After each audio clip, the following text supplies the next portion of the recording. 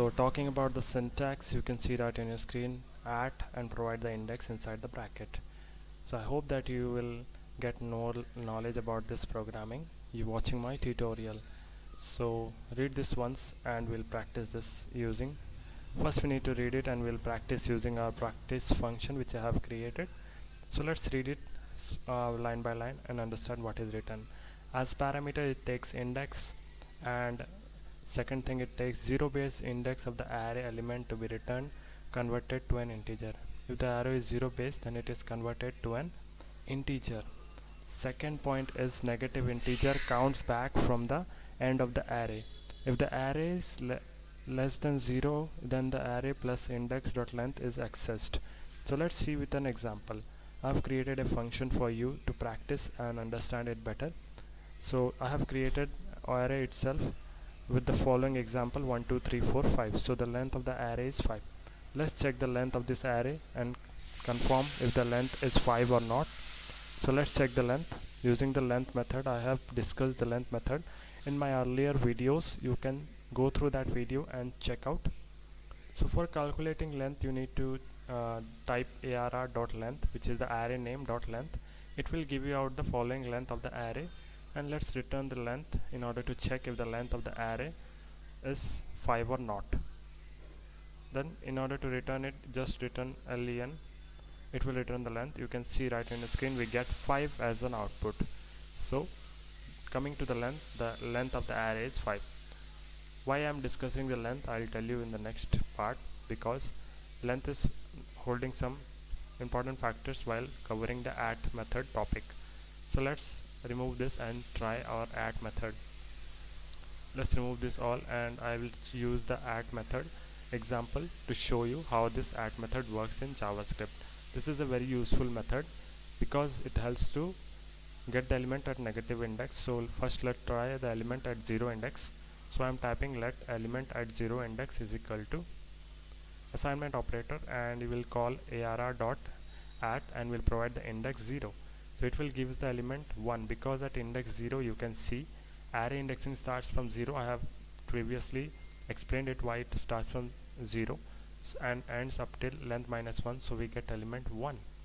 You can see right in your screen we get element 1 as an output because at index 0 we have element 1, and it is an array of length 5, so indexing starts from 0 1 2 3 4 5. So there are 0 to 4 elements, which is length of 5. In order to access each and other element, you need to provide the index inside that at method. Let's see another topic. Let's remove this and see some more examples. I hope that you are enjoying my video. I will code it line by line in order for you to explain or understand in a better way. So let's call upon the negative index. What does negative index value give us? arr.at minus 1. So it will give element 5. Why 5? Let's see first the example. First we'll see the output in the console, then we'll discuss why it is giving us 5. So you can see right on your screen we have element 5 in our output console.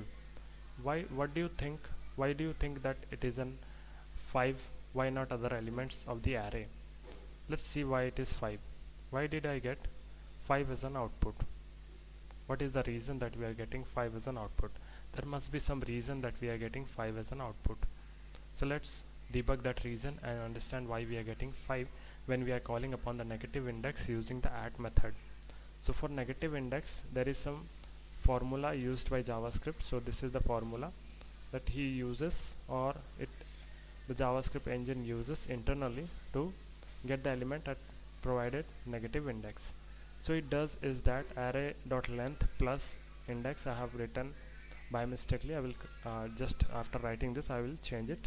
So length is 5 and array index given is minus 1. So let's change this.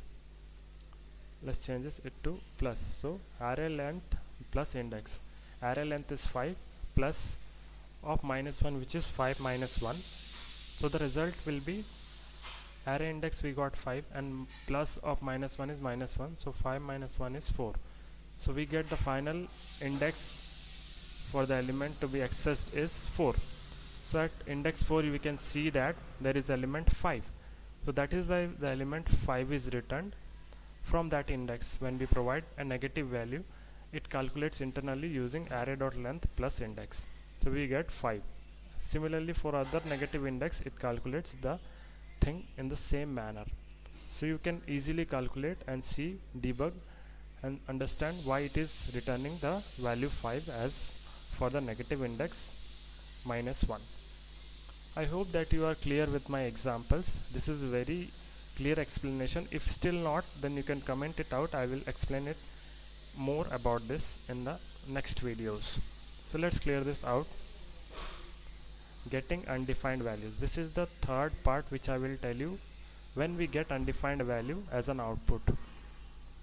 So let's check this out. What are the reasons that we are getting undefined value by using at method? What will be the reason? Let's check this out. I hope that you are getting my explanation. If not, then just post a comment and I'll re-explain it in further videos. For getting undefined values, we'll need to call the value out of index, out of length. The bound should be greater than the array length. So here the bound is greater than the length, we get undefined value.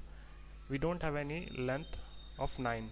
As we have seen earlier, I told you that we need to remember the length, so which was 5, so it is greater than the array index is greater or equal to the array.length, then it will return a value of undefined. You need to remember that when you provide an array index which is greater or equal than array length, then it will provide you an undefined value. Second reason when we get undefined value is when index is less than minus of array length. That I have not discussed. This is for the first value. So let's look at the example for index less than minus of array.length. When we'll get undefined value? When index is less than array length of minus, which is negation values. Let's check this out and get clear that this also gives us an undefined value. So I'll provide -9, which is out of bound, and this is, there is no such values which can be calculated by JavaScript engine, so it will also throw undefined value to our console. Let's confirm this by returning this value. You can check this in the console. This is the best way to debug your program, by writing console and checking each part of the line what is happening in the part. So you can see right on your screen we get an undefined value. So see you in the next videos and watch my channel for more such JavaScript topics and explanations. Bye bye.